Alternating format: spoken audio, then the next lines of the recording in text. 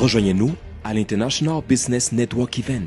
Êtes-vous prêt à vous connecter avec des propriétaires d'entreprises du monde entier? Ne manquez pas la prochaine édition de notre événement de réseautage commercial international, ce 28 septembre 2024 à l'Hôtel Marriott de l'aéroport de Los Angeles. Au programme, nous aurons des intervenants de renom par lesquels vous bénéficierez de connaissances accrues, d'experts du secteur et de leaders d'opinion. Des rencontres B2B et B2G qui vous permettront de nouer des liens avec des partenaires potentiels et des représentants gouvernementaux. Des ateliers au sein desquels vous développerez votre entreprise grâce à des sessions interactives d'investissement, d'import-export, de contrats gouvernementaux, d'intelligence artificielle, technologique, de soins et de santé. Venez profiter d'une soirée glamour remplie de divertissement, un mélange de musique, de plats délicieux et de boissons rafraîchissantes. Obtenez vos billets sur Eventbrite, Business Exclusive Network.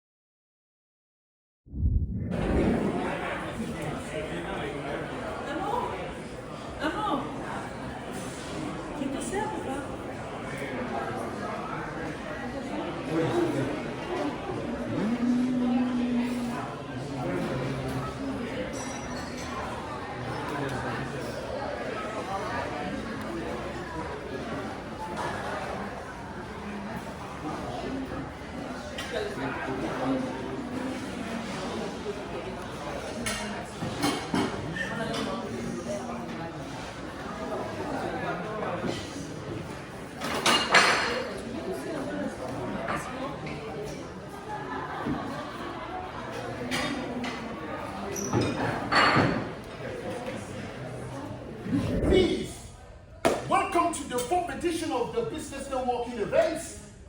Today we are going to have an amazing panel of discussion when it comes to entrepreneurial endeavors, when it comes to business creation, when it comes to whatever pursuit that you might even thinking of doing in this world.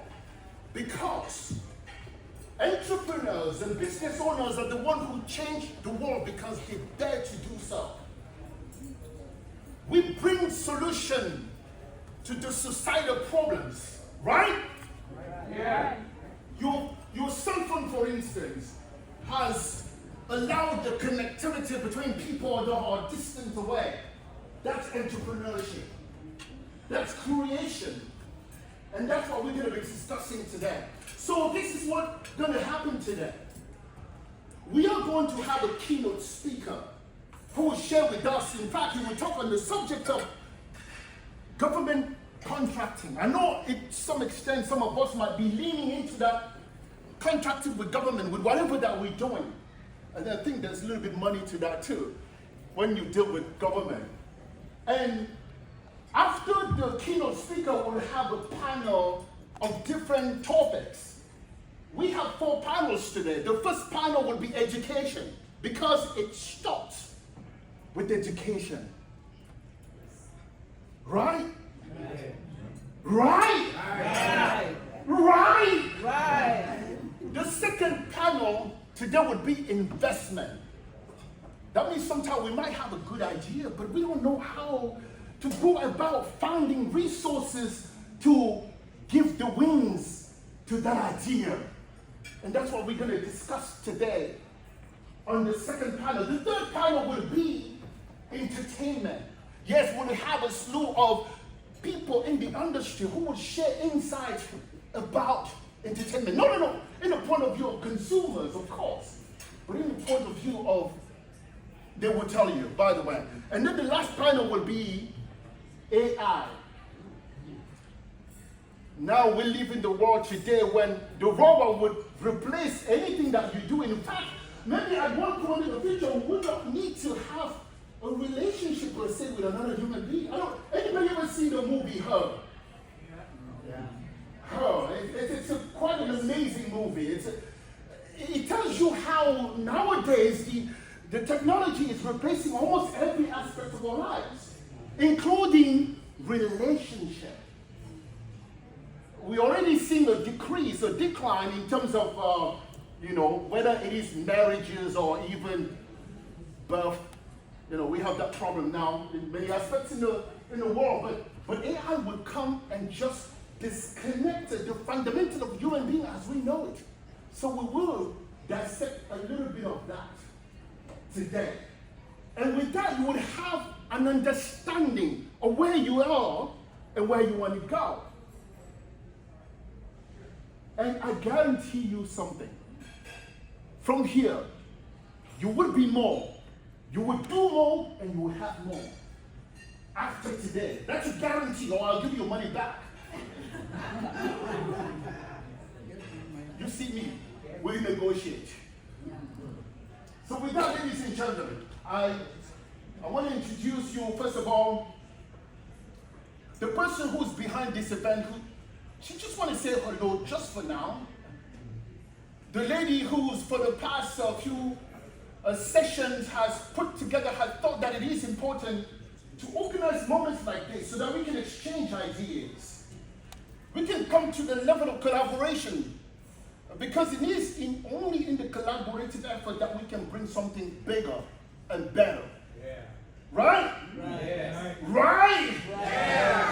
Please put your hands together for this wonderful young and amiable lady is Christelle Lorene Adibeyi.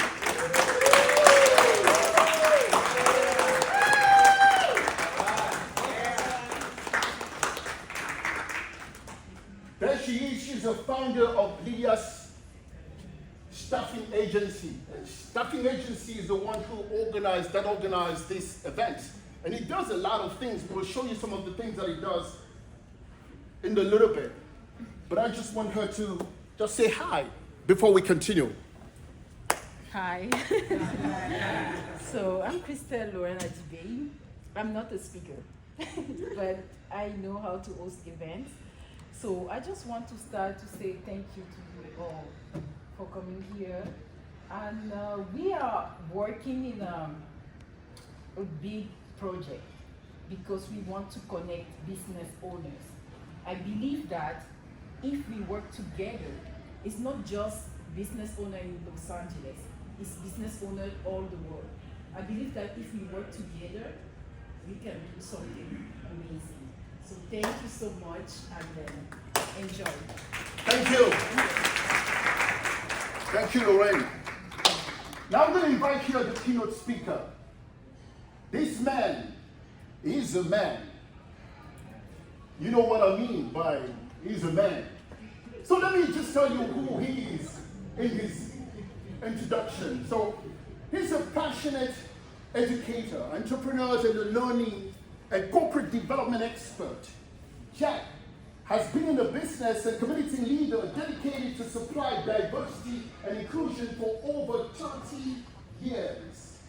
He has held positions with top tiers corporate and small business associations, minority business groups, and education outreach organizations across Southern California. Jack has an extensive experience with numerous corporate and government buying policies and procedures for small businesses owners. Under Jack's leadership, essential advocacy, civic and political, community relationship, public policies, and corporate initiative benefiting small businesses have been pursued and approved. So I'm going to stop there because it's extensive. Without any further ado, put your hands together, ladies and gentlemen, for Mr. Jack Ochoa.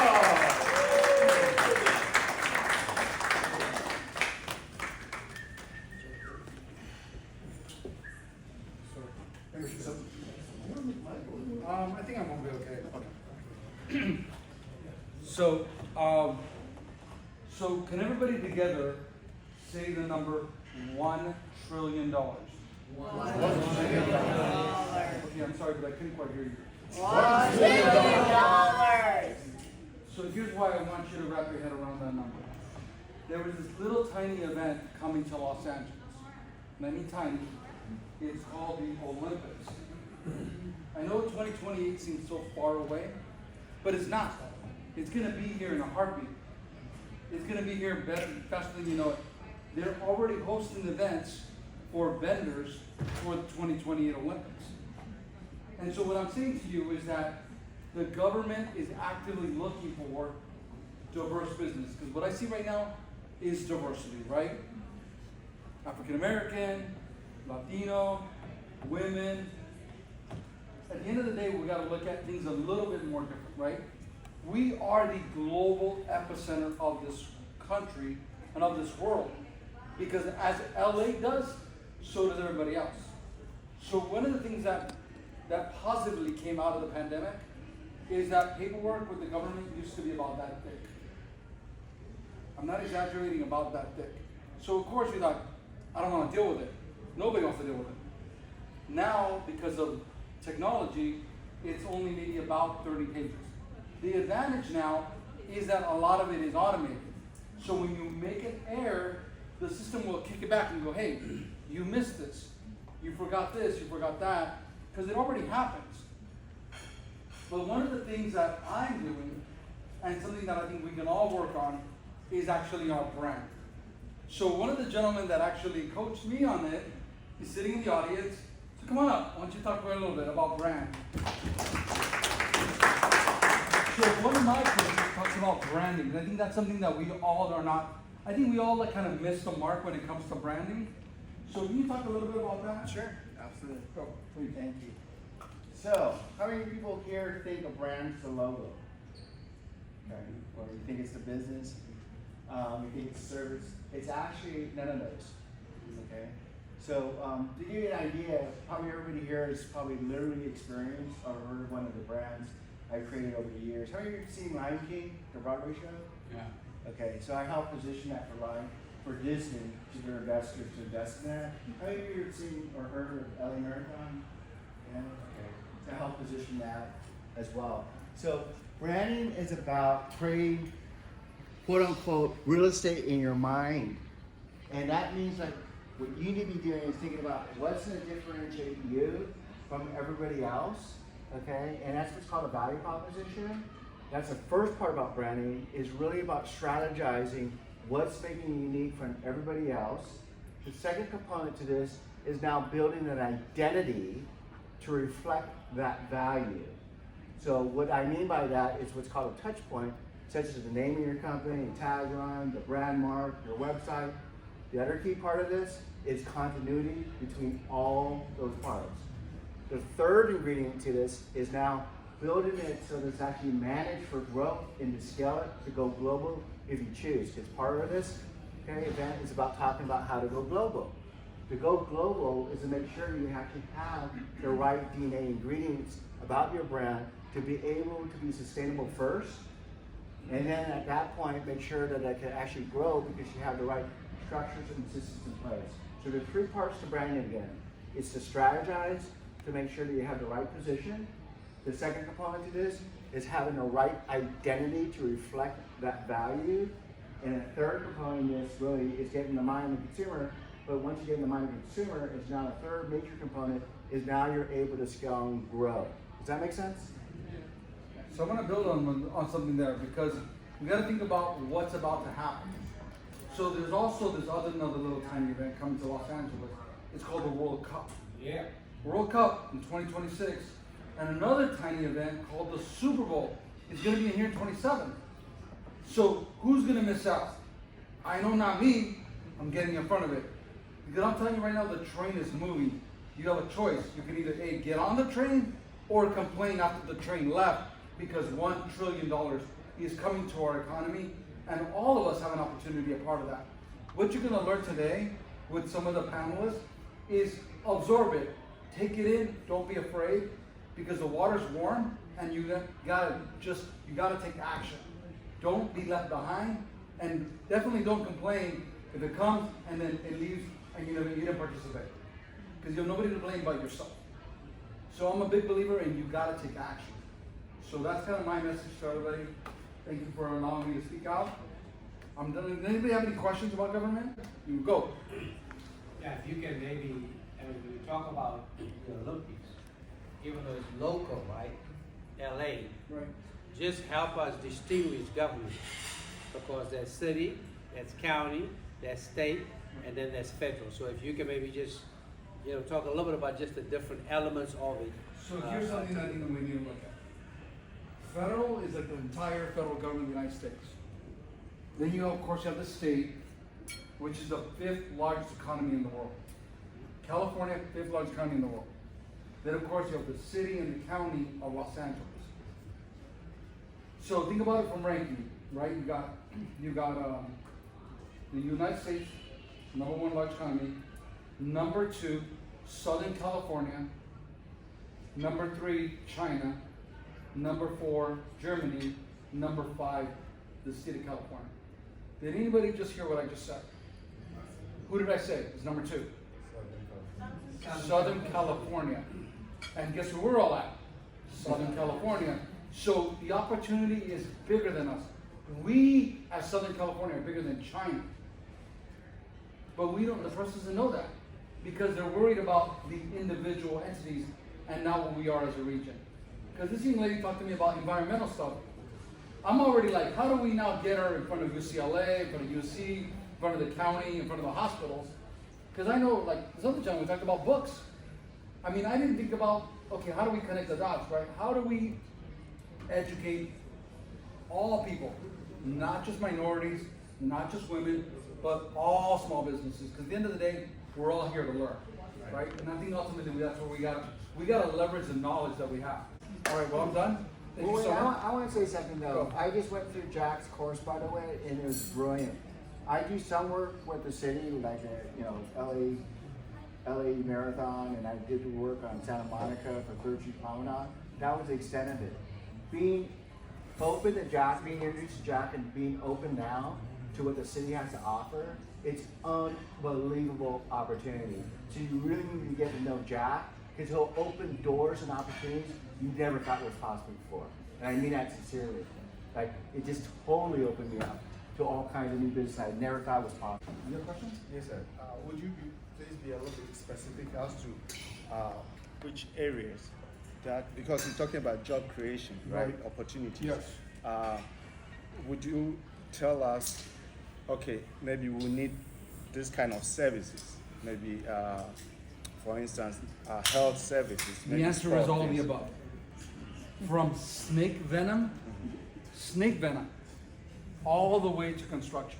Okay. So whether you sell balloons, whether you provide janitorial service, landscaping, you pick up trash, you're providing healthcare services, whatever you do, you have the global people coming here. And I'm already worried about 2028. I already made reservations at my brother's house in Mexico. There is no way I'm gonna be here with 38 million people. I'm out. I'm tapping out. I'll see you in 2 months. 38 million people in LA County. I'm sorry, but I'm out. I'm not gonna be here because it's gonna be ridiculous. They're talking about like trucks not being on the road between 6 o'clock a.m. to 6 o'clock p.m. So you look at your license plate, they did this back in the 70s where your license plate number determined what day you get to ride your car. So odds and evens, it's gonna get nuts. So don't plan on driving your car anywhere. 38 million people in LA County. We already have 18 million and we already complain about traffic. Can you imagine what it's gonna be like with 38 million? It's gonna be a zoo, and I don't wanna be here for that. That's just me. By the way, how this ties into branding is how you position yourself against everybody else bidding for the same project. So it's all about positioning, and it's all about the value that you bring.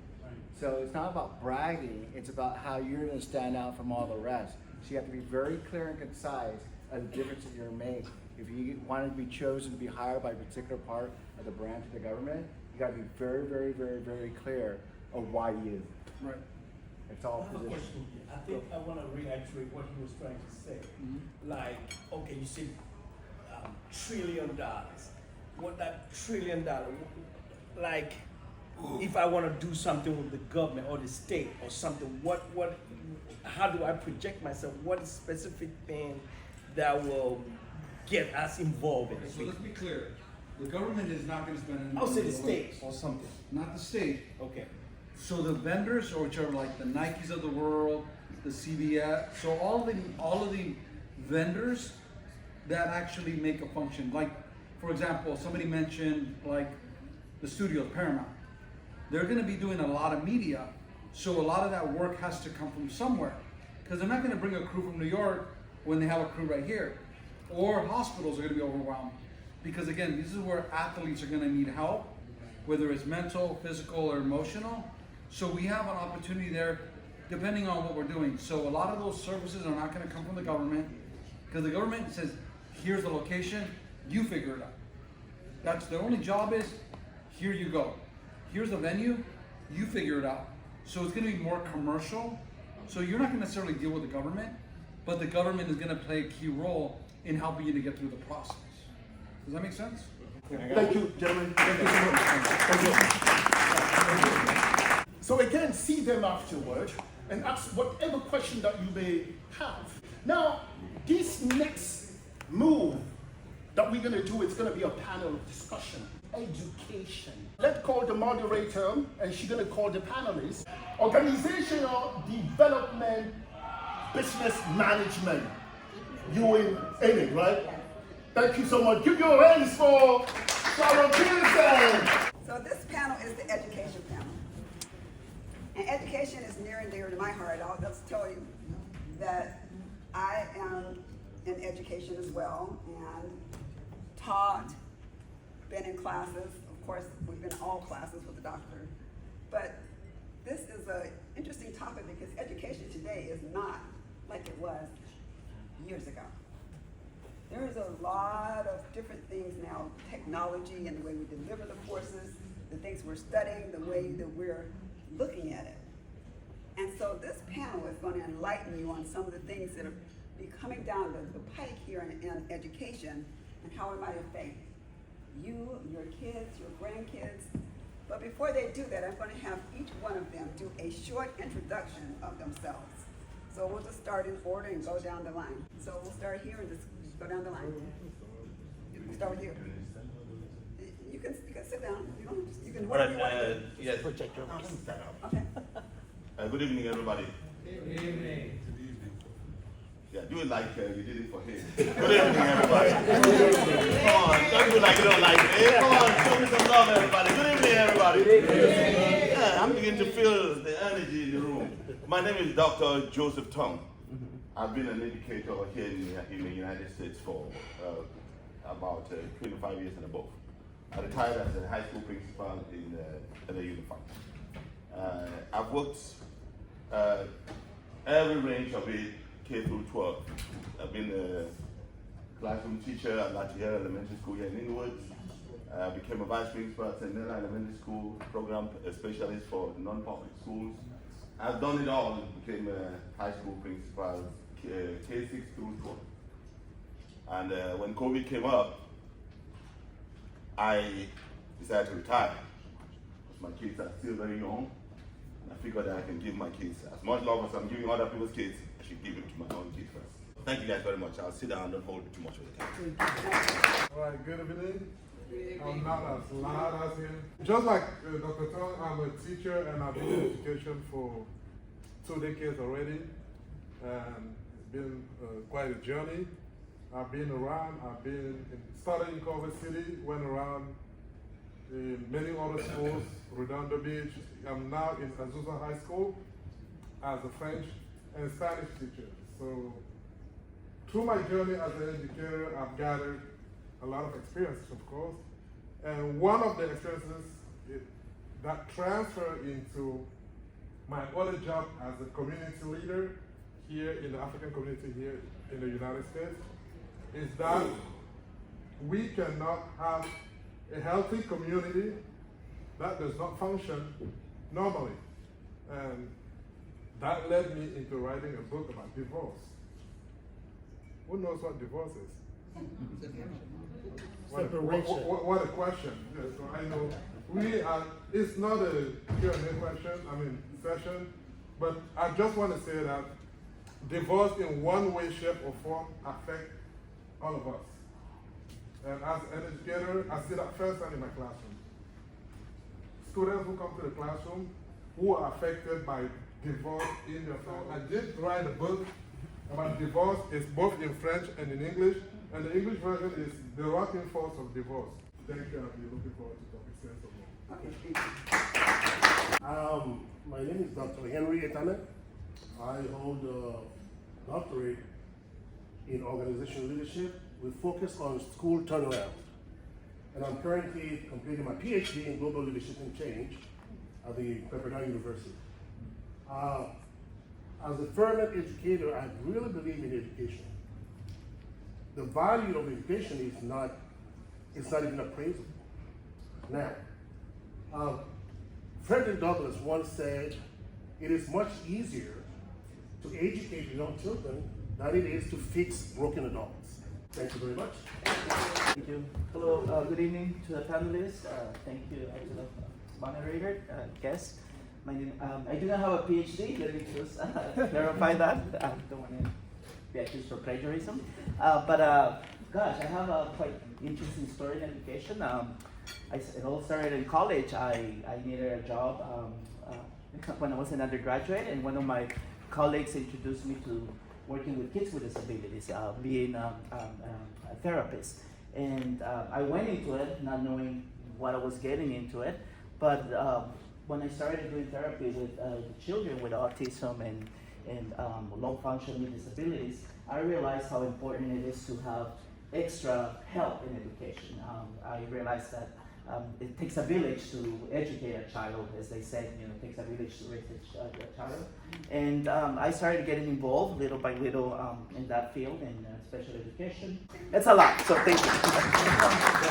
Good evening, everyone. My name is Thaddeus Balai. I am the CEO of U.S. African Institute. I don't know how many of you know, but U.S. African Institute, we are one of the leading organizations in terms of creating partnership between African institutions and U.S. institutions. So it is a local to continental Africa project. We have local projects where we address educational inequities for Black students. We have Black medical education program, and again where we address access to college or access to higher education for underrepresented students and low income students, specifically in the Los Angeles area.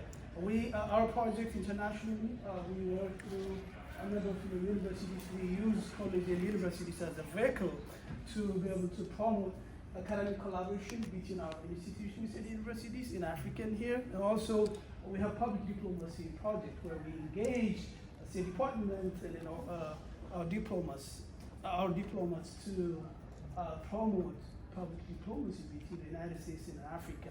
And then the other project that we have is capacity building. And again, this is also promoting the capacity of African institutions and universities and college on the continent. We have a number of member organizations in California as well as in Texas and in Washington, D.C. area. We have a webinar coming up, a national webinar on reimagining U.S.-Africa higher education collaboration. So we're working on these three elements. The first one is knowledge production and dissemination, meaning research collaboration and academic collaboration between our universities on the continent and as well as here, and also knowledge dissemination, which is publication, because a lot of our African brothers and researchers, they don't have access to publication to a number of journals in the United States. So we're creating that opportunity. And the other one is capacity building and then public diplomacy. We use, like I said, our colleagues in universities here. We collaborate with a number of universities, USC, Trinity College, a number of institutions. Over 125 universities are members. So I have another speaking engagement tonight, so I have to leave. But if you guys are interested in collaborating with the U.S. African Institute, like I said, we are the implementing partner of U.S. Department of State on exchange program. We had the Mandela Washington Fellows last year, a couple of years ago, and we're also hosting them this year from 25 African countries. These are young people from the continent. If you guys are interested on diplomacy, exchange programs, university collaboration, I'm the right person for you guys. And that's also my specialty. I did my PhD or doctorate on international education at USC before we set up this organization. So I'll leave my contact information with Christelle. So please reach out to me. Let's collaborate and work together. And then with that, thank you so much, Christelle, for this opportunity. And I also want to recognize Councilman Karen Price, who is a pioneer and a supporter of our community, the African immigrant community. So with that, thank you everyone. You have a good day. So now I'm going to go back and ask you another question. But remember that we still need questions from the audience. So I'm going to ask each one of you to do this. To talk about how you envision the future of education and just give one example of how you think technology will play a role in that. Got the questions? One example. And then we'll open it up for questions. Okay? We'll go down there. Yeah, so it's so interesting that in this book here, The Good Teacher, I addressed that issue that she just raised. In one of the chapters here, the chapter says, the ideal educational system. And the first point I had on it is, it must be technology-based. Right? So, my approach to learning and sharing of information is based on the practical part, not on theory. I did a theory in college to get my doctorate. But when I worked as a school principal, as a teacher, as a mentor, I gathered all the things that I saw that will inform and better our lives and put them in a book. My books are easy to read. My books are very necessary. If you are a parent, it's necessary you get a book. You get a book, the reason being that what? You go to school, you want to meet with your child's teacher, you don't know how to talk to them, but all of us here can read, right? So you just open the book to how do you do a parent-teacher conference? What questions do you ask the teacher?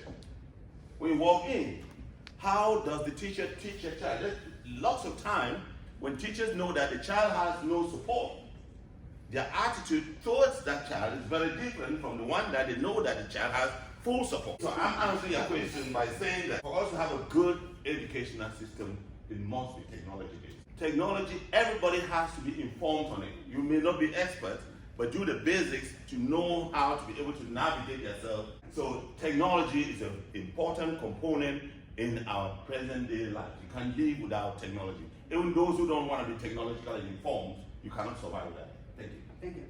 Yeah. Thank you. Yeah, I will go back to a little bit of my background that saying that my research for my doctorate was about technology use in foreign language classrooms. Okay. And as a foreign language teacher, I do believe, like Dr. Tom, I like to cite him because he's sitting right next to me, that technology has a big role to play into education nowadays. And there's not even a way you can teach nowadays without technology, and that's what I learned during my research, is that today kids are what I usually call TikTok kids. TikTok, 3 minutes, they're out. You have to know how to capture their attention in 3 minutes. If you go over 3 minutes, you're going to lecture them the way we used to be lectured back in the days, then you're lost, and they're lost. You have bodies in front of you that do not follow what you're trying to tell them. So today kids are the TikTok generation, and you have to learn how to connect with them in order to get their attention and in order to teach them. And where do I see the future of education? Education is leading into AI, definitely. There's no way going back. And those who catch the trend, the parents who saw the trend coming very early have been able to push their kids into AI. And today, they're benefiting from it because the kids are well prepared, and as adults, we should be prepared as well.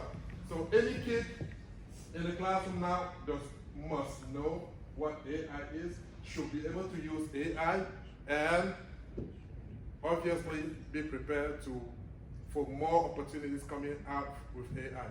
AI nowadays can help you do your homework at home, can help you do research, can help you even write a book like mine, and can help you open the world to you.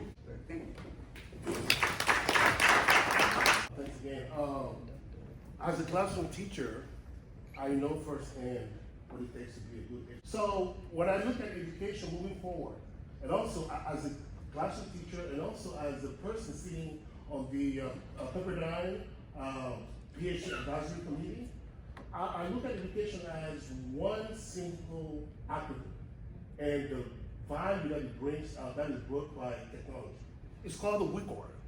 WIC order stands for writing, inquiry, collaborating, organizing, and reading. So that's what technology brings into education, the WIC order. Thank you. Thank you very much. Thank you. As many of my colleagues said, AI is inevitable, it's part of education. But I think nowadays, because of technology, nowadays parents can have a direct connection with, in the classroom with the teachers. There's something called Classroom Dojo, and automatically the teacher looks up the work of the student to their portal. The parent gets a text message, and they can see what's happening, what they did, what activity they did, how they engaged, and the parent can ask questions there. So that's an easier way to connect the parent with the teacher, the educator, because often, parents work and they cannot go to the meetings in the afternoon.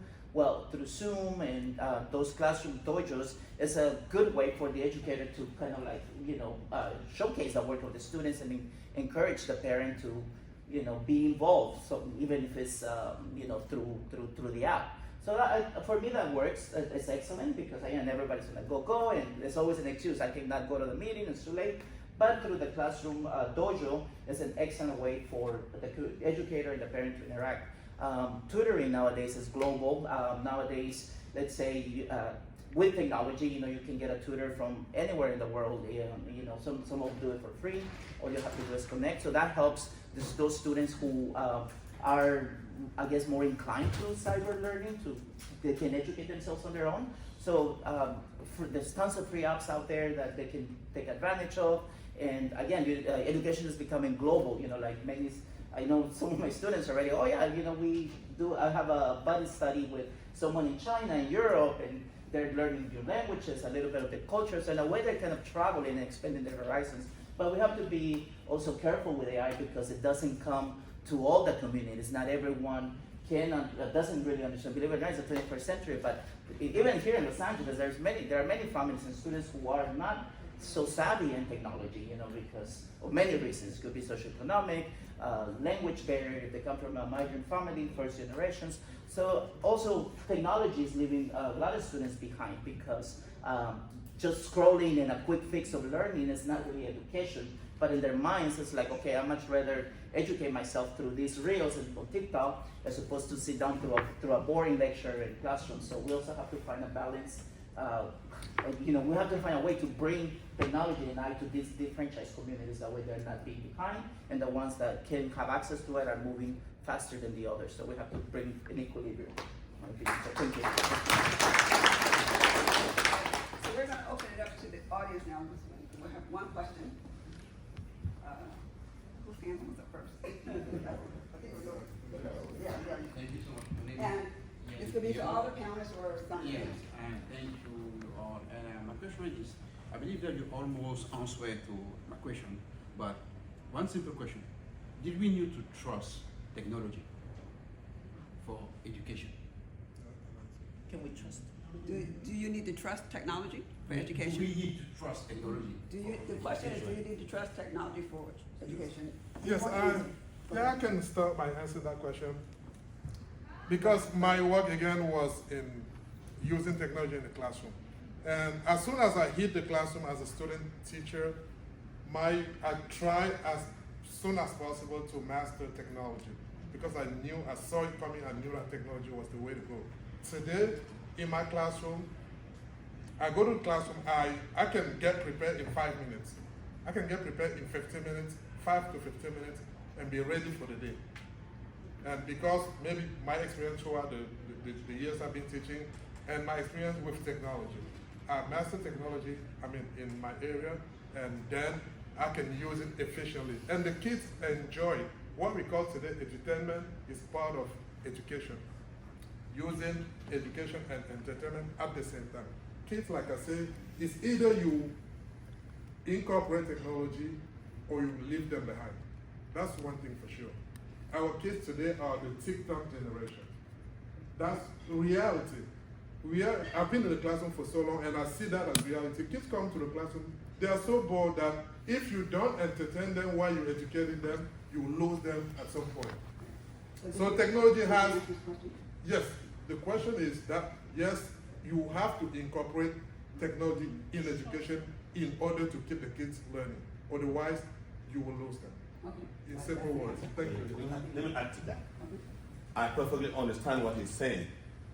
As much as technology is very good, there are drawbacks. We have to be watchful. How many of us have heard of, be careful, watch what your child is doing on the internet? If there are parents here, you know that you cannot give a blank check to your child to go on every website on the internet without, you have to have human supervision. When I was a principal, a child left on the weekend. I was a principal there in Watts. The child left on the weekend, met somebody on the internet. They were talking to people on the internet, and that person told them that they have to go somewhere for a party. That child told a lie to that parent that they were going somewhere. That child left and went to that party. She was drunk and she was killed and dumped in a warehouse in Compton. This was my student. I just want to add to what he said is that as much as we want to watch the kids, that's a job that we cannot do on a minute basis. You know, what we need to do is to educate our kids. Educating our kids is giving them the valuable advice our parents used to give us back in the days. Even back in the days, we used to have good books and bad books. You have to have those porn books that you could go and watch. But as growing up, I never looked at those magazines because my parents warned me that, you know, those are not good for you. The same way we have to keep, when we go to work, kids are left alone or in the room or in the living room by themselves. Can we be there every second to watch them and tell them, this is not what you're supposed to be watching? It's just by sitting down and tell them, you know, don't go on YouTube. If you go on YouTube, you're going to watch some stuff that you're not supposed to be watching. You know, watch these apps instead. Install the good apps on their phone, on the tablet that you're supposed to be watching all the time, rather than trying to monitor them 24/7. And I think, you know, advising is the key. Thank you. I hope you got something out of all the answers, and we can see that technology is going to be a part of education in the future. You just have to understand what role it plays and really monitor the technologies that your kids are choosing. We still want people to use their brains. Okay, thank you. Before we call the next panelist, we want to recognize in the room a representative of Congress, Karen Price. And we just have a little bit of something of recognition for her presence here. She graced this event today with her presence. That's absolutely wonderful, ladies and gentlemen. I don't think it's wonderful for you, it's wonderful for me. That's a closest I even gone to the congressman. That's a closest I even gone to his representative. So with that, ladies and gentlemen, Christelle, come and just give a little bit of appreciation to Kendall for having honored this event with her presence on behalf of the Consul Karen Price. Ladies and gentlemen, Kendall, there you go.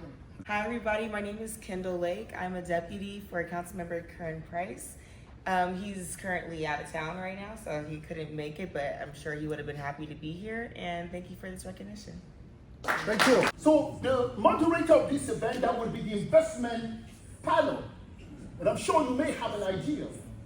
You want funds to give the wings to your event, to your idea. And that person would be in industry, specializes in guiding international companies through the complexity of expanding into the US market using digital marketing, branding, positioning, customer acquisition, and lead generation, among many others. Please, ladies and gentlemen, put your hands together for Inez Nosway! Do you want to talk about money or not? Yes. Let's do it. So, whether you're a business owner or employee or even working in government, you had to deal with investment sometime in your life. If you had a loan, you dealt with investment. If you bought anything in the stock market, you dealt with investment. If you bought anything in crypto, you dealt with investment. If you had a credit card, you dealt with investment as well. I help small businesses and startups from all over the world to create a company here in the US and expand successfully and create jobs and attract what we call FDI, foreign direct investments. And I'm also a mentor with SCORE, if you ever heard of it. This is a program sponsored by the SBA where we help businesses, local businesses, expand and grow. My first panelist is Sharon Pedersen. The next panelist is going to be Alfonso Washington. My next panelist is Howard Lim. Yeah. Right. Next panelist is Jack Ochoa. Did I get this right? That is correct. And last but not least, we have Hollywood star here, Mr. Patrick Kilpatrick. Thank you so much for being with us. Ladies first. All right, there we go. Again. All right, I'm Dr. Sharon Peterson. I'm with the El Camino Small Business Development Center. As a business consultant, I help businesses from start to expansion. And I've had many years of experience as an executive in marketing, sales, and all the other areas. Did you help them with the investment part as well? Yeah, investment. All right, there we go. Thank you so much. We're so happy to have you. Mr. Howard. Hi, I'm Howard Lim. I'm a business and brand architect. And what I do is I maximize the potential of businesses. I find that most businesses only reach 25%. What would it be to be over 90%? Okay, that is very interesting. Brand architect, I love that. Yes. All right, Mr. Jack Ochoa. Cool. So, obviously I've just done that before. So one interesting factor, I'm actually also an ambassador to the indigenous people of Mexico. My name is Patrick Kilpatrick. I began as a journalist and an advertising writer for every magazine and most of the ad agencies in New York. I became a playwright, an assistant director and director on Broadway and off-Broadway, the West End of London. Founded a theater company, acting took off. I'm a veteran of 213 films and television shows, including work with Steven Spielberg, James Cameron, Walter Hill, Chuck Russell, Antoine Fuqua. I have a film company called Uncommon Dialogue Films with a full slate, and we're in mid-production with an action film with 12 action icons called Dying for Living. Thank you. And we deal with film investment all the time. And I'm Al Washington. I'm with the African USA Chamber of Commerce and Industry, and also the founder of the Pan-African Global Trade and Investment Conference. And our goal primarily is to promote and facilitate trade and commerce with Africa, the Caribbean, and the United States. Thank you so much. So my first question to you guys is, how did investment impact your journey? Look, you can be the greatest screenwriter in the world, you can be the greatest actor, you can put all of that together. If you do the greatest script in the world, put the greatest scheme together, you're still going to need sometimes tens of millions of dollars to do the film, sometimes much less. So my approach to investing when I first began was ask everybody that I knew. And we paid 2-for-1 on development funds because it was very speculative. I'm very proud of the fact I'm the only independent filmmaker that I know that has never gotten someone in their principal back and is interested in profit. And that's saying something. And the reasons I've discovered that people invest in films are about 5 only. 1, they want to make money, not necessarily in this order. 2, they want to participate in the glamorous world of film and television.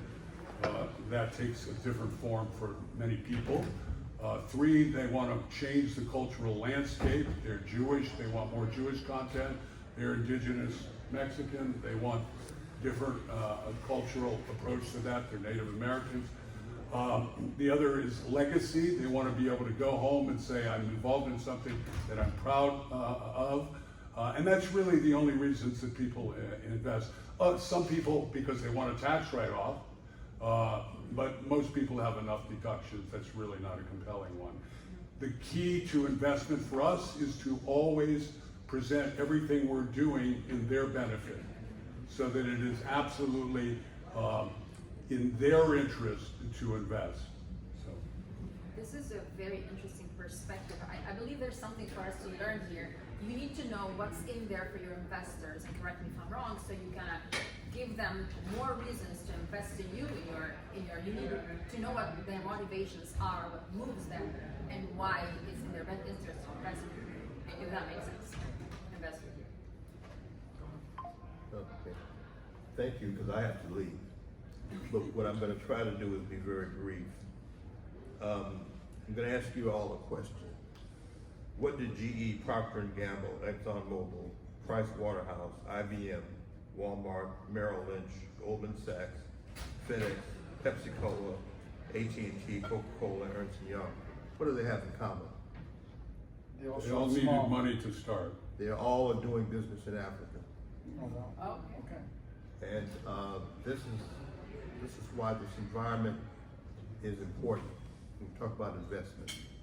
One of the things we talk about investment is you have to understand the environment in which you're going to go into and try to encourage or promote investment. Africa right now is investment central.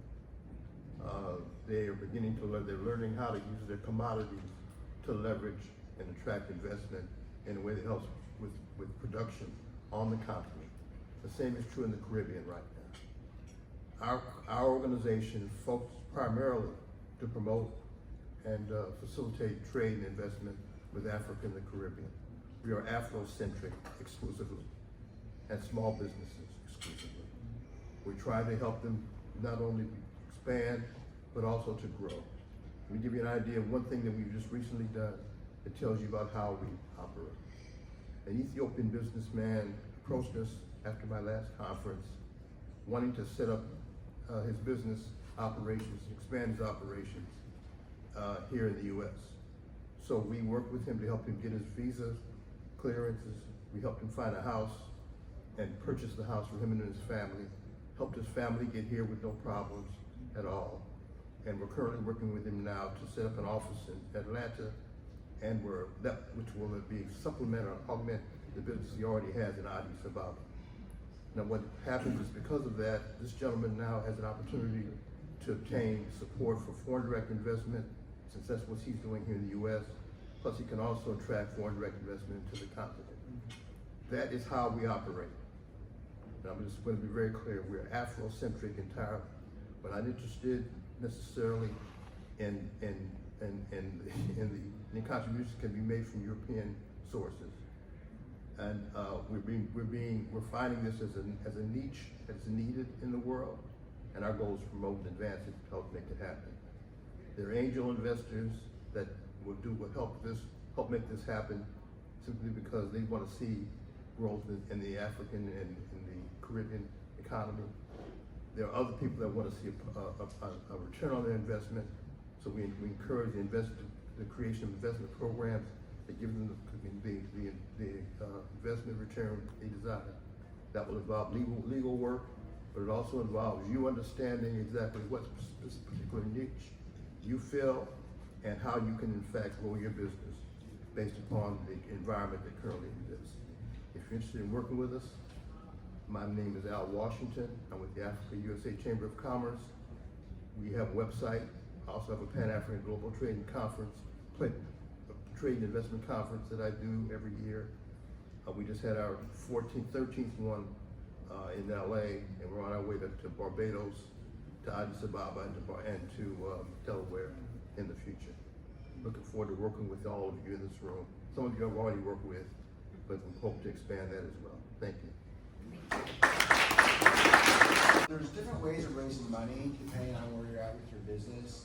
The first is really seed money, and seed money is really where you go to friends and family and you write up a one-pager. The one-pager is basically explaining what your business is about and why you. Okay, so when you start raising, the first place where I raised, well, I did do this myself, is raise money from my family, and what they want in currency and what they're giving you is love. Literally. They want you to win. So the first place is going to your parents, going to your family with your parent, your brothers, your sister, and basically you just write up a one-pager. Here's the problem that I'm solving. and here's the solution, and why am I unique, and why would this be successful? You want to take a step further, but in case my dad, when I started my company back in 1987, was literally, I said, I'll give you a no, and I'll pay you back 10%.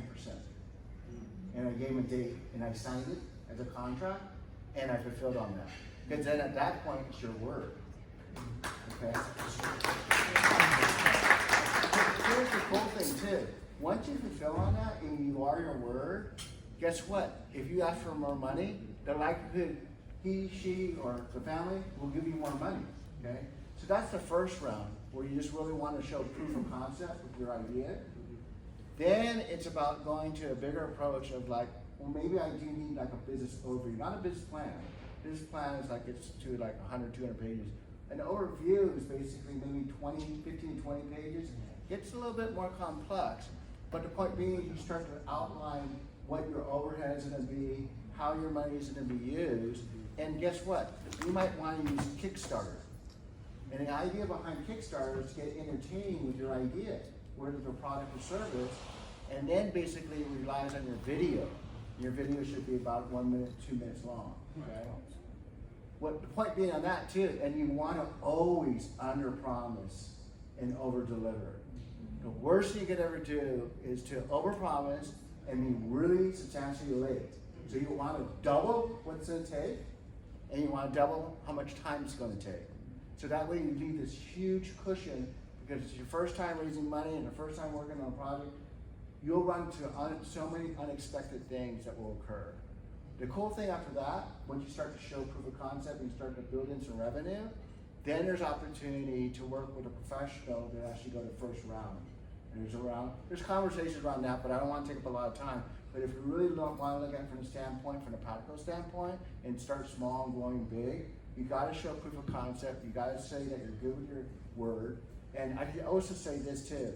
It really does make a big difference when you write down who's going to be on your team. When it comes to more sophisticated players, they want to know who's on your team and why are they going to make it a success. Okay? You get that all? Yep. Great. Yes. Perfect. Beautiful. I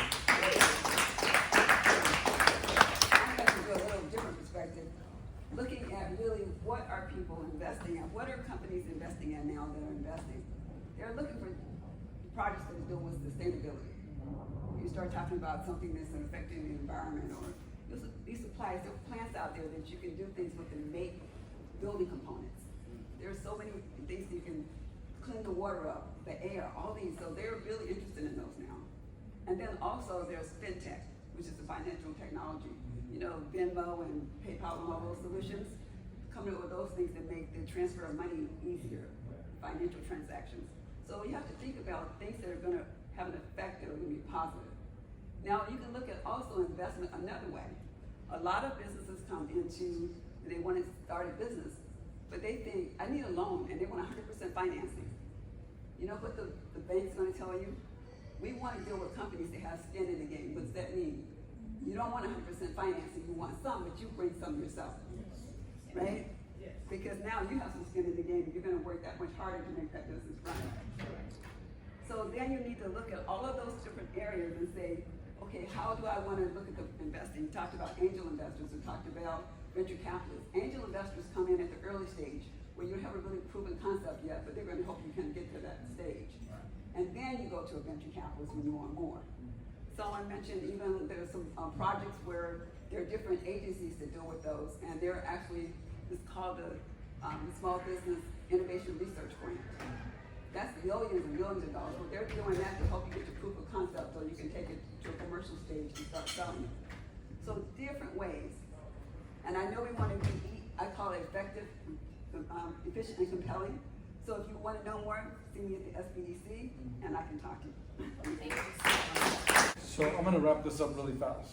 So the best kept secret in Los Angeles and in the nation is this little tiny organization called the SBA, which has a resource in your backyard, and it's called the SBDC. The SBDC is one of the best kept secrets in the nation. You talk about your tax dollar at work, it's right here. The SBDC. I used to work for one of them, and when I tell you, when I found out about the SBDC, I probably wouldn't have made the same mistakes that I made in 2006 when I leveraged my house that it took me several years to get. I won $1 million contract with the city of LA. I leveraged my house to fill an order. 90 days later, they canceled the contract.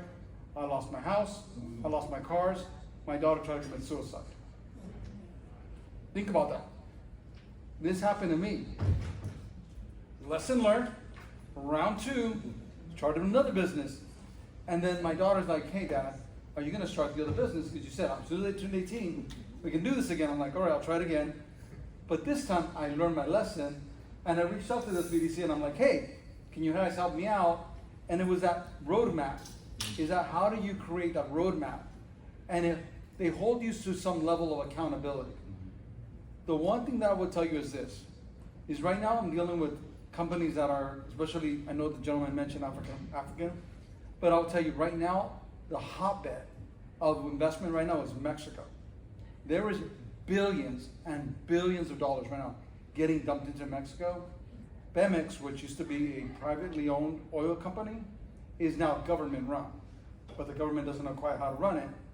And so now they're trying to figure out a way to invest in oil. I'm like, hey, how do I get a piece of that action? And I think that's where we have to look at things outside the box. Is there are so many needs around the globe that we have the technology for. Because the young lady a minute ago was talking about, green. Anything related to green, the rest of the world wants to know what the heck we're doing. So why not take some of these ideas and say, hey, here's an idea, here's an investment. And so I'll close with this last statement. There is a lady right now that I met in Mexico City. She has technology that was handed down 4 generations down. She is now an engineer, a lawyer. She figured out a way to make energy with no energy. I'm like, what? She goes, Jack, I figured it out. She goes, but I don't have the money. I said, tell you what, why don't you move to the United States, become a citizen, and now we can create the technology here made in the United States. Because now we can go get the money you mentioned it. Innovation money. Yes. Millions of dollars. Millions for technology. Yeah. But you have to be a US citizen. So I think there's an opportunity for all of us to think a little bit outside the box. So let me ask you this. We have some people in the audience that are interested in raising money, right? You guys are raising money. Okay. So we want to make this panel really packed with actionable takeaways. Everything you guys shared is absolutely phenomenal. And I'm sure we learned a lot from different perspectives. But now we want to give them like sort of a checklist, what to do, what not to do, if you're going after money, if you want to raise money. Something packed with action, right? Do this, don't do that. Is that something doable? Yeah. I know it's short notice. Can we do that? Yeah. All right, let's do it. Who wants to start? There you go. First thing, know your craft. People in our business, people get a camera and they think they can make films.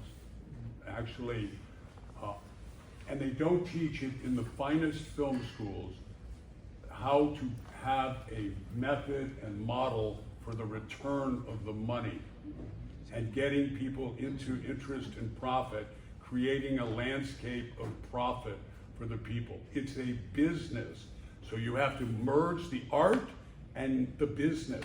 And people come out of NYU and USC and they don't know a damn thing about how to get the money back after all they want to do. Do not take money unless you have a way of getting it back. Right. People who will give you money are sacred people. All of the people that have lent us money are my closest friends. They are brothers in arms and sisters in arms. The bottom line is that's because we create a landscape of making money. You know how hard you work for money. Yes. Would you like to dump it down a hole to somebody who's incompetent or lacking in integrity? Absolutely. You would not. So know how to get it back. It takes a while to learn the film business. It takes more than just going to film school. You need to know the business, distribution. The vast majority of filmmakers lose their houses when they get to distribution. So know the business. Get really good legal advice. I'll leave it at that. There's a lot of stuff to know. Well, thank you so much. Thank you. That was very actionable. Do you want more of that kind of advice, guys? Yes. All right. Who's next? So Howard. I would say the first thing is you gotta be passionate what you're doing and kick the back door out, that you only have one way to go, freaking straight. Straighten it out, quite honestly. Yeah, exactly. We're in the boats. Exactly. You have to be so tenacious, and you have to be, when I say passion, it's going to keep you up at night. Like, I'm up like literally this whole week. I love what I do. And I'm always constantly evolving. That's the other thing. You got to constantly keep evolving yourself. And don't take no for an answer either. Because when people thought I was crazy with my ideas, it's now standard all over the world. The point being is this, is that when someone said it's not possible with your idea, that means you're on the right track. Right. Like seriously. Right. That means that hasn't been done, and they haven't done it themselves. Right. You get that?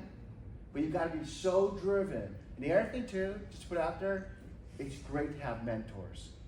People that have actually created very successful businesses, surround yourself with them as to guide you, and be super open and coachable. Yeah. Coachable. Be super coachable. Because the more you think you know, the more you're gonna crash hard when you do crash. Okay? It's not about your ego, it's about what you're creating, and what you're creating, the difference it's gonna make in other people's lives. Okay?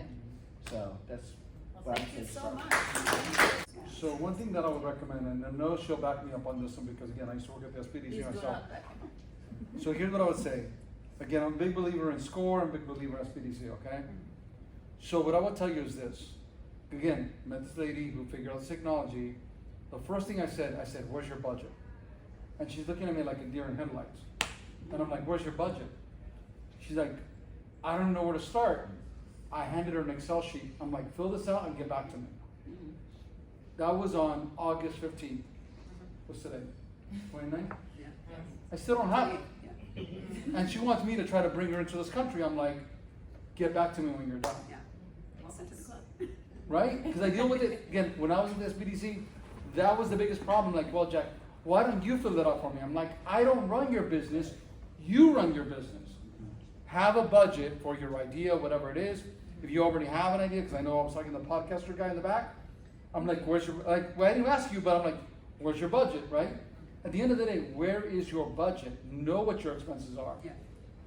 I did not know that I had an expense that I could save some cash on. Because I got comfortable, right? I'm like, I come to a business, and I was spending all kinds of money on phone service. And I'm like, you know what? Maybe I can cut my bill here and there, right? I made one phone call and saved me $100. I mean, I know it doesn't seem like a lot, but in the grand scheme of things, that's the things you're looking at, right? How can I save a little bit of extra cash? Yeah. And I think that's where a lot of us miss that boat, because correct me if I'm wrong, you don't have a budget, I don't want to talk to you. Yeah. I would literally have something like, you know what, I give you homework, you didn't do it, I'm done. Yeah. I gotta move on. I gotta go with somebody who's gonna be serious. Because your federal dollar is being spent. So that's what I'm. Thank you so much. I'm not gonna go over time. If you need help, come see me at SPDC. I have a sign-up sheet on the desk. We'll call, and it doesn't cost you a penny to come see us. But have passion and do your work. It doesn't get more actionable. Take one question just because Elvis is harassing us right here. We gotta go. One question. No questions? No. All right. Okay, one question.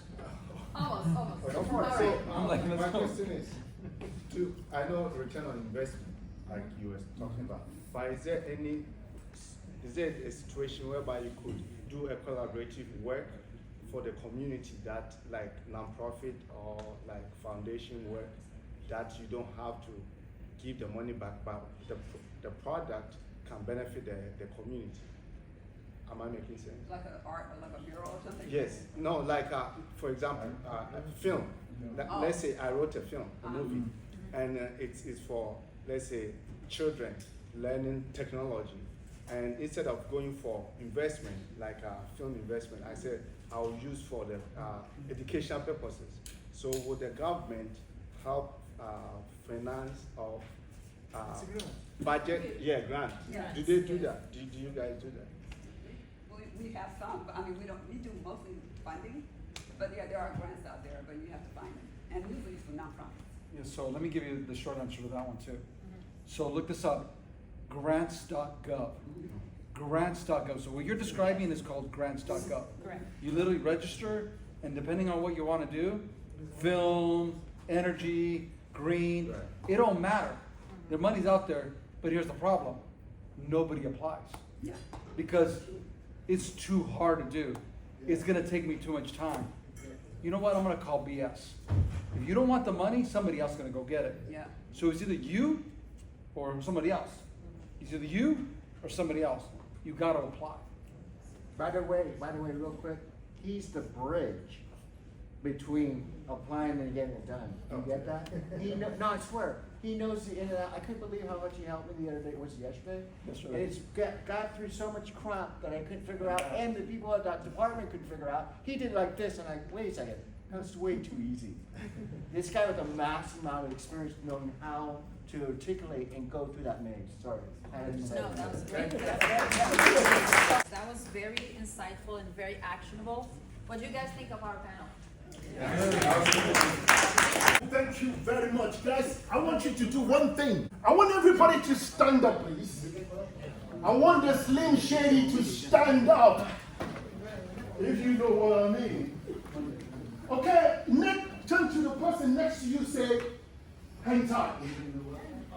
Say it with energy, hang tight. This is the last stretch. Say, this is the last stretch. Yeah, this is the last stretch. This is going to be good. Say to the next person, this is going to be good. Stretch up a little bit. Stretch up a little bit.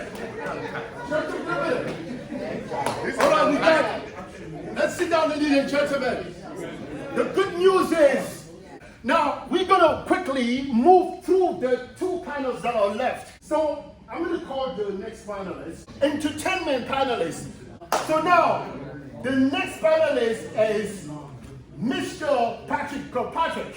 Could you come here, sir? Really? Please, put your hands together for her. Mr. Stan Dever. Put your hands for Stan Dever. First of all, I want you to introduce yourself, who you are, and what you do in the 90-second elevator pitch. Starting with Mr. Patrick. I already did it in the previous panel, but veteran of 215 films and television shows. I've worked with Steven Spielberg, James Cameron, Antoine Fuqua, Walter Hill, Chuck Russell, a host of visionary directors, Tom Cruise, Arnold, Under Siege 2, a lot of work. I have a film company, Uncommon Dialogue Films, udfilms.com. I've spent 10 years as an acting, directing, writing teacher. I've spent a long time as a producer. I've done consulting on every aspect of the entertainment business. Thank you, Mr. Patrick. Give it a hand, ladies and gentlemen. Next, please. Yes, hi, I'm Relanie. I have my own law practice where I handle and work with talent and in the entertainment space. I work in different capacities with independent filmmakers, content creators, influencers. I help people build their brands. I'm also a trademark lawyer. I do trademark and trademark prosecution.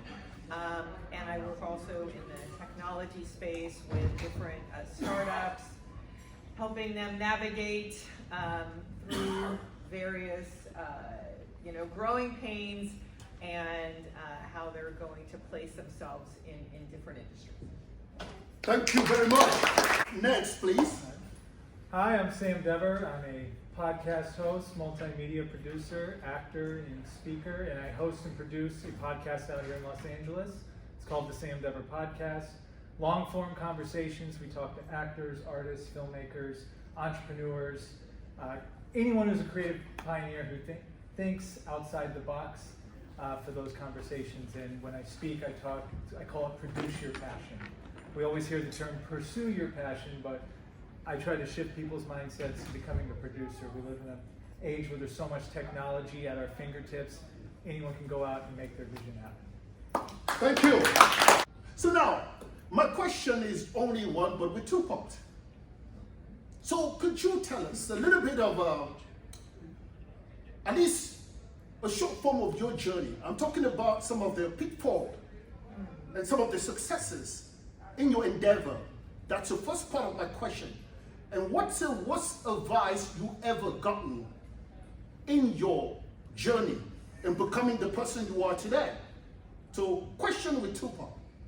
Your pitfalls and some of the successes that you've achieved in your industry, and what's the worst advice you ever gotten? It could be from your educator. The worst advice. Yes. Anybody can shout. It's up to you. You want to go first? Yeah, well, I heard the term in the last panel, burn the boats. And that's pretty much what I've done with my podcast. I had one job that came to an end, and I was searching for other jobs, and I was doing the podcast on the side, and I'm like, I'm putting so much effort and energy into trying to work for someone else. I'm going to just put this into myself and see what happens. And so I really aligned with that. The obstacles, it's very tough. There's no consistent paycheck. There's a lot of times it's just you. You have to be your own cheerleader. You have to be your own motivator. And I really agree with someone said earlier about you got to surround yourself by like minds and a lot of like people in this room. And the worst advice I got, pretty vague, but just anyone who tells you to go do the normal thing. I mean, that's, because you really do, you seem crazy until you actually do it. And I'd say success-wise, we just hit over 100 episodes on the podcast. So to me, that was pretty big accomplishment.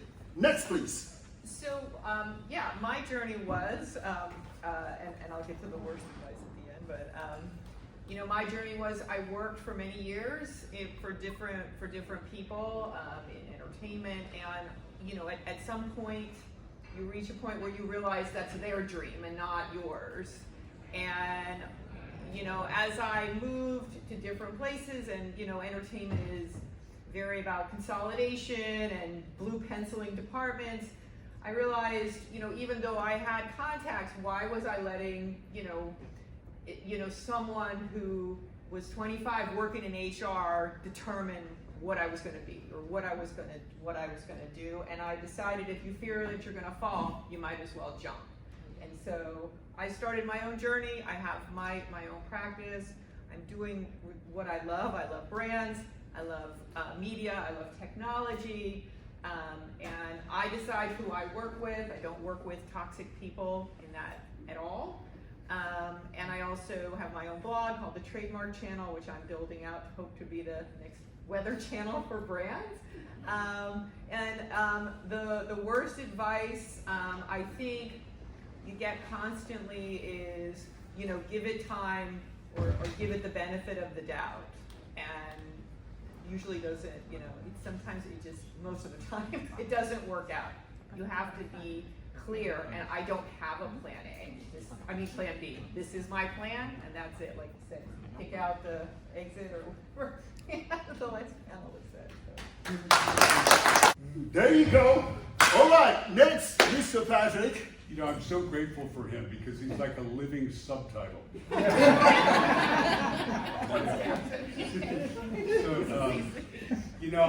The worst, my journey, I've been incredibly lucky, and I was really lucky.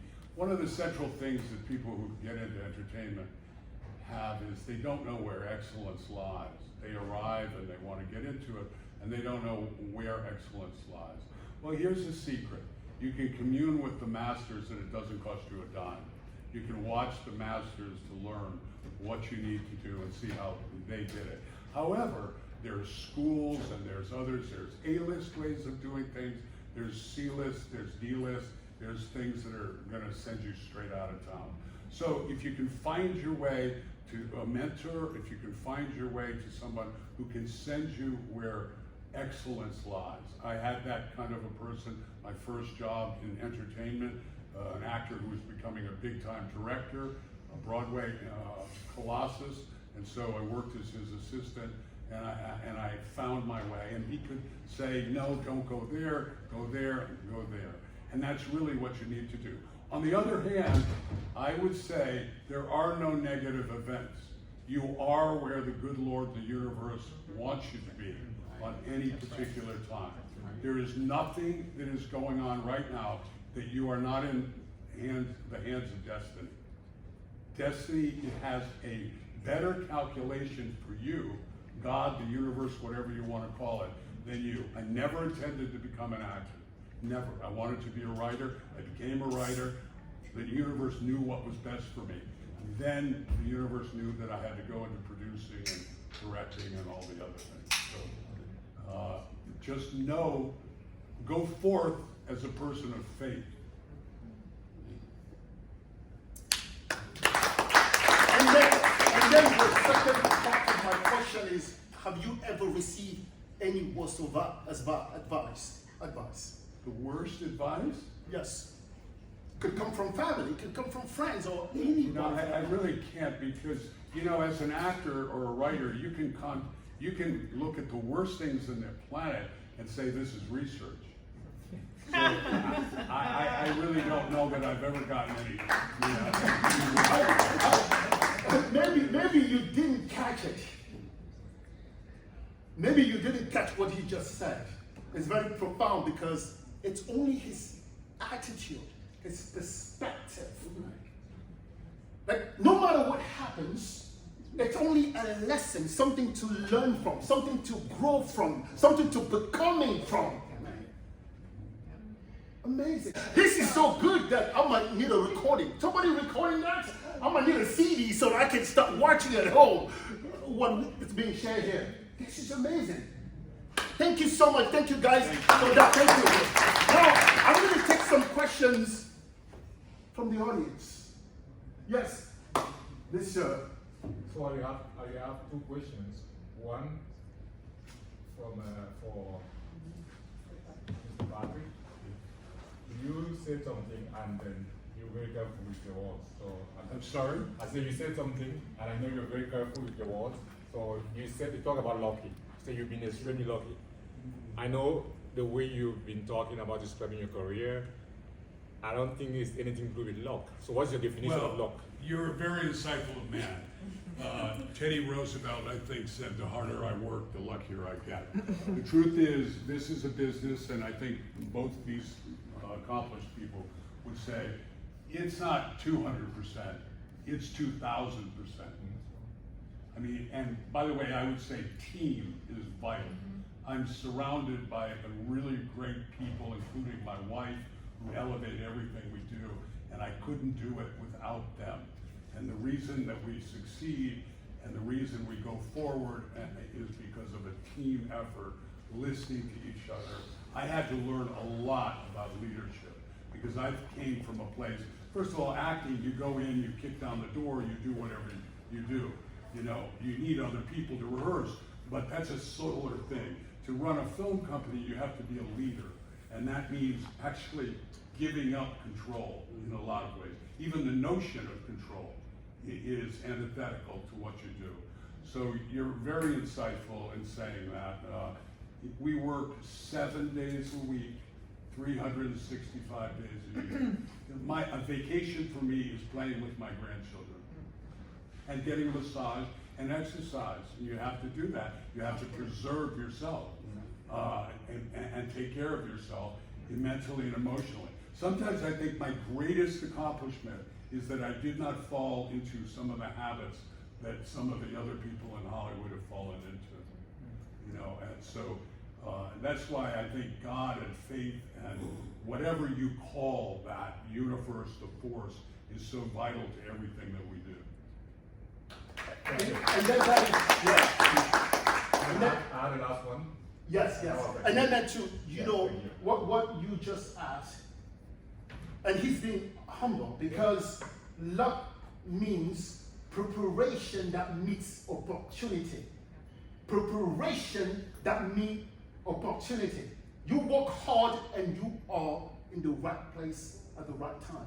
So that's just what, it's just being humble. So yes. Seek and you shall find. Don't they say that in the Bible? Yes. There you go. You know, if you put it out, you'll be picked up. You know, the audition process is brutal. I call it a crucible of creation. It's impossible. You'll get 20 pages of dialogue, and the next day you have to be performance ready. You get better at that, but if you do the work, and this is what young actors, young directors, young writers don't realize, if you do the work, all of a sudden miracles happen. And it happens. And I haven't even touched upon miracles, but miracles have happened many, many, many times in my career.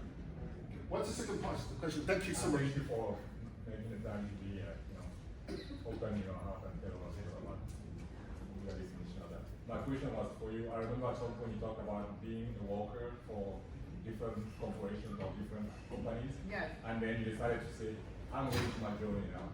But what is it like in your mind in that process of going to, okay, I'm going on, I don't know where I'm going.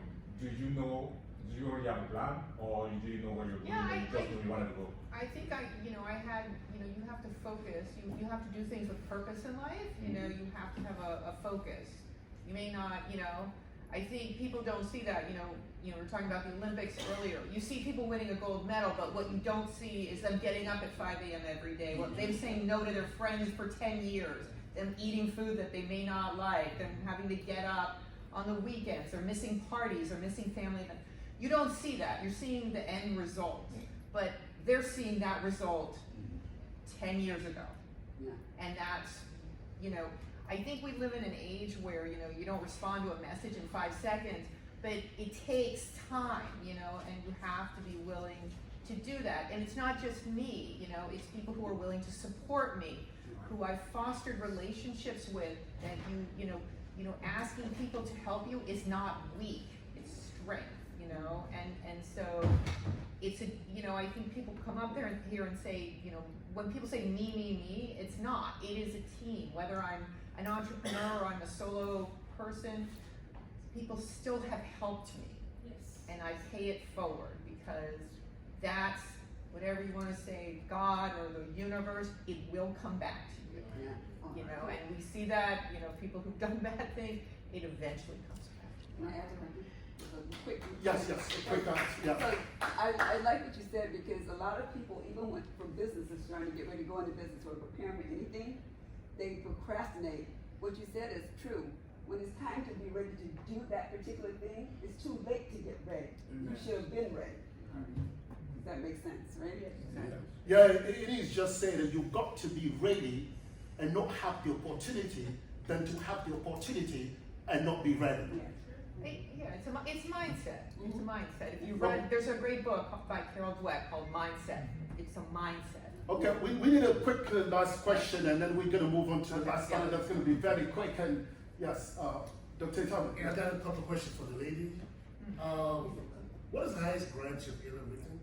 Pardon? What is the highest grant you've ever written? Oh, I don't write grants. Oh, you don't write grants? No. Okay, my second question is, you spoke to no B plan, no plan B. You said you have a plan B, but you have exit strategy. Would you elaborate on that a little bit more? Well, I think if you're not focused on your, if you have other plans, like a backup or whatever, you're not as focused on plan A, right? And the point is that this is it. So if you're kind of like, well, this is it, maybe, then you're not necessarily putting forth, your best foot forward, right? Because you're always like, well, I'm going to do this, right? If you know the door's locked behind you, you can't go back in, right? You got to go. Where you're going, if you keep looking in the rearview mirror, you're going to hit a wall. Thank you. Okay, just a last very quick. Well, not a question, it's more of a statement. Okay, sure. So here's what I'll say. Yeah. One of my biggest fears is that the Olympics is going to get here, or World Cup, or whatever, and no one's going to be ready, and we're all going to complain, where did this $1 billion go? I'm going to complain. But we're trying to do something now. Don't wait for the last minute. Have a plan now. Don't wait till 2028. Be actionable right now. That would be my recommendation. All right, thank you. With that, ladies and gentlemen, it was wonderful receiving these amazing people who delivered the most insightful. Thank you so much. Thank you so much. so much. Absolutely. Thank you. Thank you, guys. So I'm going to call my panelists, and my panelist on this last one is Mr. Yannick Yemo. Last but not least, we got only 2 people on that panel. Ines Nasri. So as you can see, we live in the world where technology is so ingratiated in all activity of our social life and personal life, in fact. I just want to ask them to introduce themselves, and I'm going to start with Mr. Yannick. And we keep it 3 C's. Right. And Parliament. So, thank you, everybody. My name is Yannick, and I'm a business owner, and also I hold 2 master's degree in computer science and electrical engineering. And my goal here is to help people understand AI and to help them don't make the mistake, because sometimes we are so afraid about AI, about a lot of things, but AI is just a tool that you can use to elevate your business. You can use for many things, right? My name is Ines Nasri. You must know me by now. Second time I'm showing up on stage. Okay, the 3 C's, okay. So yeah, really quickly, I'm a consultant and educator. I help small businesses locally expand and grow through online marketing and digital transformation. I've been an MBA instructor several years ago. For 5 years, I teach Internet of Things, digital marketing, and digital transformation. I'm also on the board of advisors for a foundation in San Francisco that provides funding actually to small businesses, but my part is basically educating them and mentoring businesses. I'm mentoring SCORE. I sit on the board of the Laureate Foundation, which is a nonprofit, has nothing to do with business, but basically I help kids coming from challenging families, let's say this way, find a path in the jobs of the future that are going to be created with AI, AR, and the combination of all of that. I'm also a consultant with the Department of Commerce as part of their program Select USA, where I help businesses outside the country successfully expand to the country and hopefully invest and create jobs, and I'm going to stop here. All right. So what is it that we call AI? AI, what is that? And how can it impact my personal life? And how can I use it to next level my business? Anybody can start? Sure, absolutely. So to keep things simple, it's a set of technologies. It's a set of technologies that use data to simulate human thinking, really in simple words. Basically, what we can do in terms of analysis, learning, which is kind of a big deal, this technology can do. And this is one of the things that makes it absolutely amazing, because it can learn, meaning it can improve over time. If you are training what we call an AI, artificial intelligence model, without diving too deep in the technical details and jargon, if you teach it, if you give it a set of data, the more the AI learns, the model learns, the more accurate the answers are going to be. And if I stop just to this particular aspect, if you think about it, if you have an assistant, an intern in your company, the way this person reacts and engages with you and reacts to your instructions in day 1 is completely different after 3 months. If you think about this person, how valuable it is to your business, how fast this person learns and can execute on your instructions, think of a machine that does that for you. Doesn't complain, doesn't ask for a day off, doesn't ask for a raise. It's true, right? But the more you teach and the better you teach this technology, the more you're going to be able to use it. And to the second part, and I'm going to stop here, the second part of your question, we're already using AI.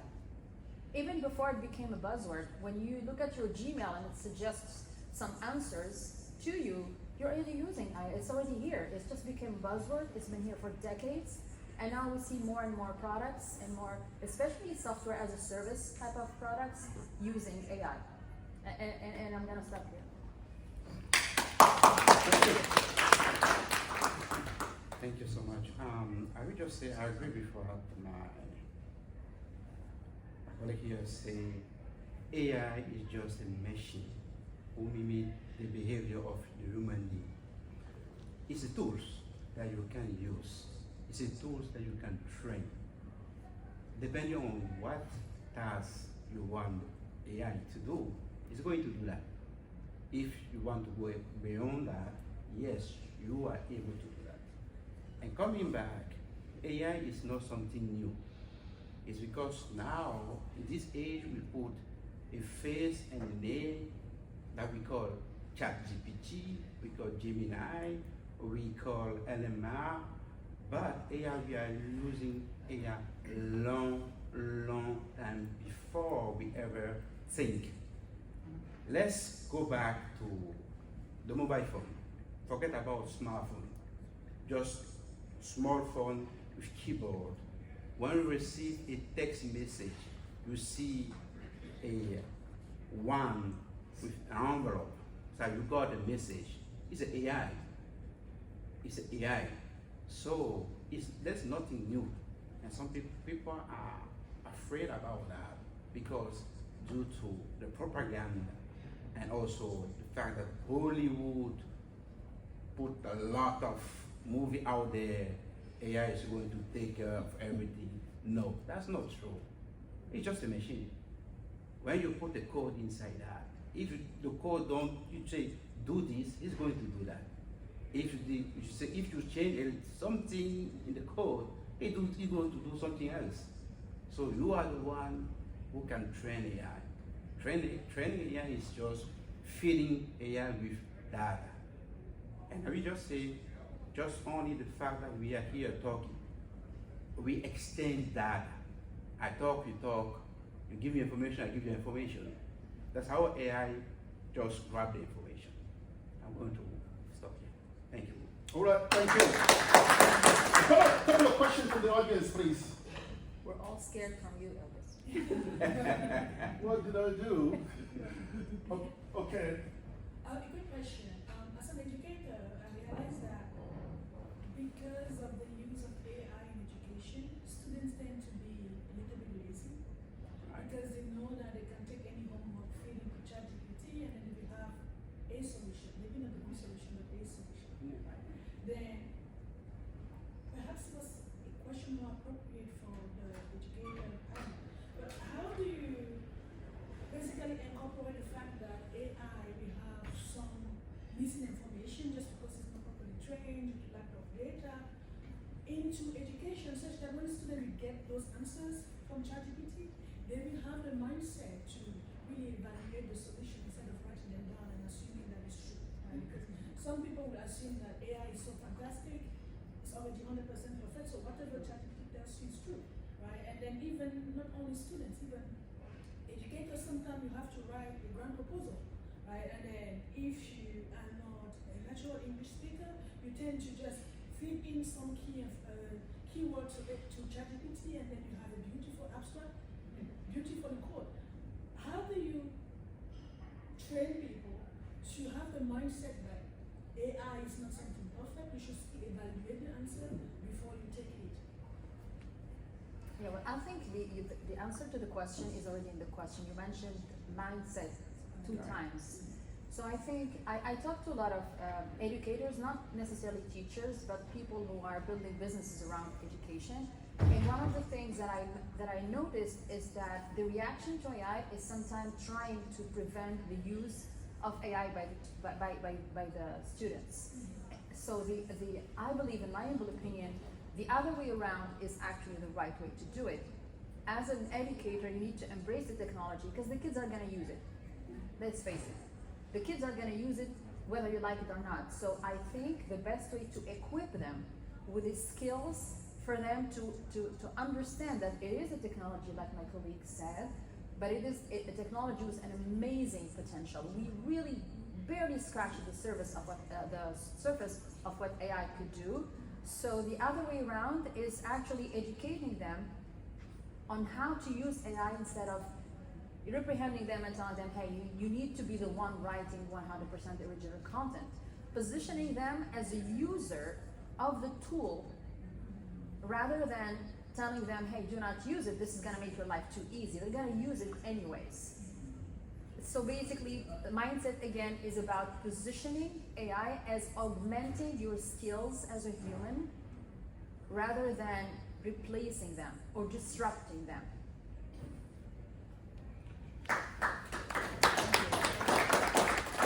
To answer to your question, let's go to the basic. The role of education is to help kids think by themselves in the long term. Calculation, creativity, and so on. And the fact, by teaching those kids to use, like she said, mindset. You also mentioned mindset 2 times. Is to help those kids have some level of mindset when they use the technology. Yes, first, you are a teacher, you are a professor, but you need first to embrace the technology by knowing how to use the technology, because your role is to teach those kids. By knowing how to use the technology, you are going to know how to teach them use the technology with some kind of open mindset. Because most of the time, we see ChatGPT, Gemini, we just put boom, a word there, it just pop up something like that. We say, wow, that's amazing, that's fantastic.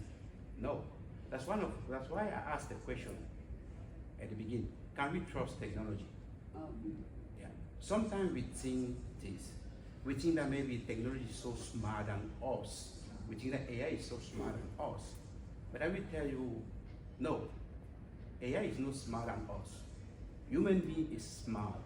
Human being that, I will say, go back to God, whatever, the universe.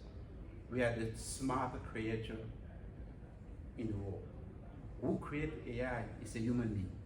Who is writing the code is a human being. Yes, you write the code, you give direction to AI to learn from who? From the human being. So, AI, I say again, is just a machine, a tools you can use to elevate yourself in business. But keep in mind this. Why I say that AI is not smarter than us? Because back years, long time ago, we used to do things by our own hand, everything, carrying, calculate, make a compute. But human beings, the atheists, find a way to create a machine which is going to go faster than him or her. That's how AI was born. That's why I say that AI is not smarter than you. AI works faster than you, but not smarter than you. All right. Thank you. And we have a very last question. Yeah, I wanted to know how to leverage AI. For instance, I do international business, so I find suppliers around the world. And in some country like Madagascar, they don't have a lot of websites. Suppliers don't have a lot of websites. So I rely on associations of suppliers. Farmers, for instance, they have association. I've noticed that when I use AI, it's easy for me to find like associations of farmers and stuff like that. But some of them are outdated, right? I don't know how to use it efficiently so that whenever I enter into ChatGPT, for instance, I get an accurate, link to contact those, the group of suppliers. I don't know if you guys have any specific advice or a specific AI tool besides ChatGPT which works better, for instance, when it comes to sourcing, in my case. How to use the correct prompt to have some accurate result. You need to pay also attention that there is many different levels of AI. For example, if you are using the free version, the accurate of the results is not going to be like the paid version. And for now, we know we just have 2 most popular AI tools. You have ChatGPT, you have Gemini. Those 2 are the most popular. and maybe we can talk later if you want more detail on how to succeed your search. I would go a little bit further. So tools and everything, that's definitely that makes a lot of sense. And AI, the AI tools that you mentioned are getting smarter and smarter. But in the future, I think it would make sense to invest in your own AI agent. It looks maybe like a big project, but it's really not. Because over time, in my humble opinion again, it's gonna be about businesses having their own AI systems in-house, learning from their own data, so they can help you. For instance, let's take, and I'm gonna try to answer, more broadly, so maybe other people can identify, not just your business. Basically, think about this. You are sourcing information from the internet. You have your own data in-house, correct? Your own vendors, the history you have with those vendors. You probably have some KPIs. You're kind of ranking them, if they're doing well, if they're delivering on time, that kind of thing, right? Imagine you kind of structure this data and you input this data, you feed it literally to an AI agent that would be able to answer your specific questions to your needs in the future. It looks like it's too much to, like it's too crazy or too expensive. It is not. GPTs are something that would allow you to do that, and that's going to be, I believe, some type of this is going to be in the future. So maybe you might think it's too expensive. It's not. The answer is not just for him. It's too expensive or too complicated. It's not. I do believe technology is. People are complicated. Technology is not. It's logical. This is just my opinion, right? It's predictable most of the time. So I would invest in learning as a business owner, educating myself in AI. Courses are all over EDX, you name it, free courses. That would be the first step. The second step, I would have maybe some type of like scholarship or have an intern. I'll start understanding how it works, and I'll start to build my own AI. And later on, you can turn this into a tool that you could yourself sell to other businesses. And you disrupt yourself, because we're gonna be probably all disrupted somehow, sometime, but then you disrupt your own self and create another stream of income. Does that make sense a little bit? All right, thank you. The very next step is I am going to present to you the lady who is behind this. But before I do that, I just want to call here another young lady who just gonna share with you in the 90-second time, something. And with that, put your hands together for Priska. I don't know your last name, but I can just give it a hand. Put your hands together for Priska. Thank you. Good evening, everyone. And I just want to thank Christelle here for a wonderful event. It's always really, when I come here every time, I learn a lot. And being a group of young entrepreneurs and a very young group in town, we're doing entertainment. So our event is coming up this December 7th, 2024. We're a young group of people. We encourage. Our vision is bringing people together from different backgrounds, different cultures to celebrate life. That's all. We spend our days working. We spend our days up and down. We got no time to celebrate each other, to talk about each other. And this year, one innovation that we have is just to let small business owners or owners to just talk about their business, and let's together learn from each other's experience. So we have some little flyers. We're inviting you all to join us, because we know together we get bigger and together we can make it. Right. See y'all December 7th. Thank you again. This event has been organized by a company called Lilas Staffing Agency. We just want to show you, because just what it looks like, the website. Before they set up, I just want to say, I know I've been in front of you the whole time, but many of you don't know who I am, really. So by the way, my name is Elvis Prince Toya. As you can tell, I'm a keynote speaker and communication skills coach. I teach people how to introduce themselves in the 3 C's. Clear, concise, and compelling. Simple. I know you have ideas. You want to verbalize your value. But you do that in the way that is so boring. that is so drama dumping, secular reasoning. People start checking the phone when you start talking. So I teach people how to captivate the audience. So if you have an event, if you want to inject the energy into your event, Come to me. you come to me. If you have a great idea, you want to express it. You want to go to a job interview and they ask, tell me about yourself. And you start talking about the story that happens like 10 years ago. Come to me, I will sharpen you into an effective communicator. Ladies and gentlemen, that's what I do. And I teach people, I do master classes. In fact, this 2nd of October, I'm actually holding a 5-week boot camp to go from the science and the art of effective communication. So you come out of it a great communicator, a great public speaker or presenter.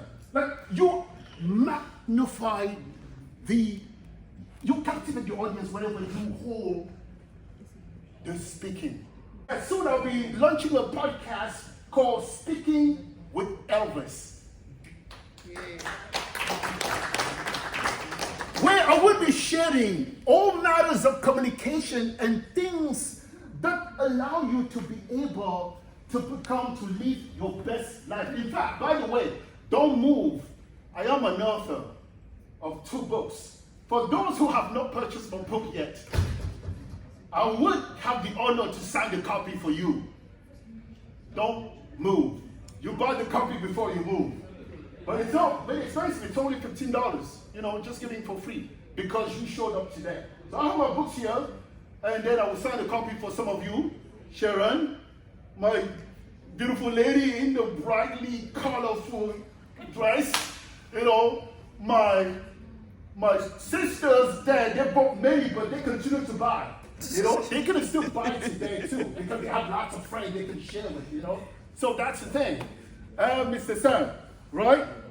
That's how we do. Ladies and gentlemen, as I mentioned to you, there's somebody behind this event. This young lady, about a couple of years ago, she thought of the idea of putting a moment like this so that people can come together, share insight that can propel them to that next level in their personal life and business. She's created a site called the Business Networking, exclusivenetworking.com. businessexclusivenetworking.com. Remember that, so you can go home and check it out. In that website, she's a staffing agency as well. So that means she connects employer with employee. She connects people. And it's a membership group too, a membership website, which means you can be personally or your business, become a member in that website, and she can connect you with other business owners, entrepreneurs, and anybody in the a field. What's that? Yeah, naturally there's a fee for that because she connects you with the right person for your business. That's what she does. And she also, her website also with her team helps you to market your business globally because she deals with global partners. So that's the website. Keep that in mind. It's businessexclusivenetworking.com. We were trying to show you some of the things online, but it didn't cooperate. It doesn't matter, we can still anticipate it these days. So I'm gonna bring her to you so that she can thank you before we wrap these up. Ladies and gentlemen, it is my pleasure to introduce to you Christelle Lorene.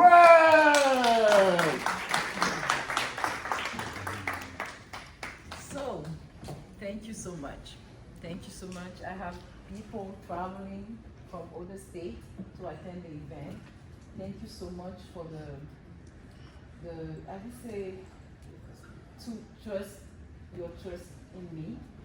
I had that idea a long time ago because back home in Cameroon, I was hosting a corporate business event. for companies. I was working for a French company. I was hosting those events for them, and then we have like partners coming from everywhere. So I have that idea because also it's what my dad was doing before he died. He was helping businesses.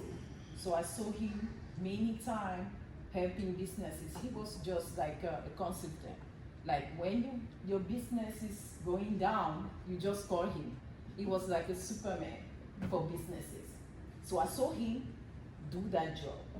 And now I'm trying my best to bring the right people because I'm an entrepreneur. So I don't look like it, I'm an entrepreneur since 2015. So it's almost 10 years.